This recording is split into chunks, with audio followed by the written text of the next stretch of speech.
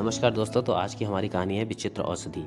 एक बादशाह का युद्ध में अंगूठा कट गया। उस बादशाह ने अपने राज्य के बड़े से बड़े हकीमों से उपचार कराया, मगर किसी प्रकार का लाभ नहीं हुआ। अधिक उपचार करने से इतना अवश्य हुआ कि अंगूठे में मांस तो आ गया, परंतु नया नाखून नहीं आया।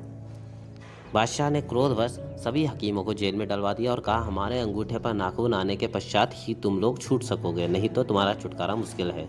इसके बाद उसने यह कानून ही बना दिया, यदि कोई वैद्य का काम करता पाया जाता तो बादशाह उसे अपने पास बुलाकर औषधि पूछता। अगर वह ना बता पाता तो उसे जेल में डाल दिया जाता। यह देखकर राज्य के सभी हकीम भयभीत हो गए। बहुतों ने तो यह काम ही छोड़ दिया और कितने ही इधर उधर छिप गए। रोगियों को चिकित्सा के लिए वैद्य मिलना मुश्किल हो गया। यह खबर फैलते फैलते दिल्ली तक पहुंची और बादशाह अकबर ने भी सुनी। सुनकर बादशाह को बहुत आश्चर्य हुआ। उन्होंने गरीब जनता को इस अत्याचार से बचाने के लिए बहुत बड़ी सभा बुलाकर इसका उपाय पूछा। बीरबल भी वहां मौजूद थे। वे बोले, जहां पना, यदि आप मुझे उस राज्य में जाने की आज्ञा दें तो मैं किसी न किसी उपाय से उन लोगों को इस अत्याचार से छुटकारा दिला सकता हूँ। बादशाह अकबर ने खुशी से बीरबल को वहां जाने की अनुमति दे दी। बीरबल वैद्य का वेश बनाकर 10-5 औषधियों को झोले में डालकर उस बादशाह के नगर में पहुंचे। उस समय बादशाह के डर से नगर में कोई वैद्य नहीं रहता था, इसलिए बीरबल की ख्याति बहुत शीघ्र ही पूरे राज्य में फैल गई। वहां के लोगों ने उसे भाग जाने की सलाह देते हुए कहा कि अगर बादशाह सुन लेगा तो तुमको भी जेल में डलवा देगा, परंतु बीरबल ने किसी की नहीं सुनी। इसकी सूचना बादशाह तक पहुंची। बादशाह ने उसे बुलवाकर कहा, वैद्य साहब, हमने चिकित्सा के मामले में आपकी बड़ी प्रशंसा सुनी है। यदि आप हमारे अंगूठे का नाखून उगा दें तो हम आपका एहसान कभी नहीं भूलेंगे। मुझे इस रोग की ऐसी दवा पता है कि जिसके लगाने से केवल 5 दिन में ही नाखून निकलना शुरू हो जाता है। मेरे गुरु के अनुसार इस दवा का प्रयोग व्यर्थ नहीं जाता, परंतु मैं जिन जिन दवाओं के नाम बताऊं आप उनको मंगवा दें। यदि फिर भी आपका नाखून ना आए तो निसंकोच आप मेरा सिर कटवा दीजिएगा, बीरबल ने कहा। बादशाह खुशी से फूला न समाया और बोला, ऐसी दृढ़ता से जवाब देने वाला वैद्य आज तक मैंने नहीं देखा। अब मुझे आशा है कि मेरे रोग का अंत हो जाएगा।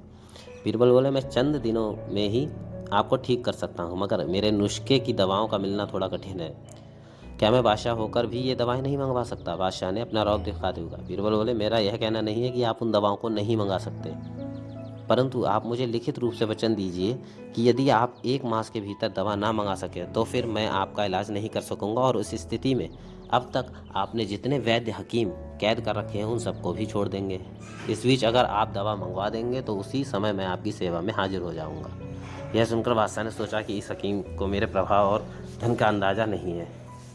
यह ऐसी कौन सी दवा मंगवाएगा जिसका मूल्य मैं नहीं दे सकूंगा। यह सोचकर उसने बीरबल के कथनानुसार प्रतिज्ञा पत्र लिख दिया और उससे दवाओं के नाम पूछे। बीरबल ने अपनी इच्छा अनुसार काम होता देखकर कहा, महाराज, आप मुझे गूलर का फूल और मछली का पेशाब मंगा दें।